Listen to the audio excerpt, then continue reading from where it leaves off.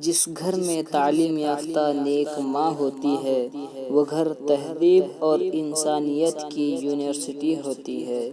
انسانوں میں سب سے اچھا انسان وہ ہے جس کے اخلاق اچھے ہوں۔ دنیا کی عزت مال سے ہے اور آخرت کی عزت اعمال سے ہے۔ خوش کلامی ایک ایسا پھول ہے جو کبھی نہیں مرجھاتا۔ خوش رہنا چاہتے ہو تو دوسروں کو خوش رکھو۔ اپنا انداز گفتگو نرم رکھو کیونکہ لہجے کا اثر الفاظ سے زیادہ ہوتا ہے۔ کسی سے بدلہ لینے میں جلدی نہ کرو اور کسی سے نیکی کرنے میں تاخیر نہ کرو۔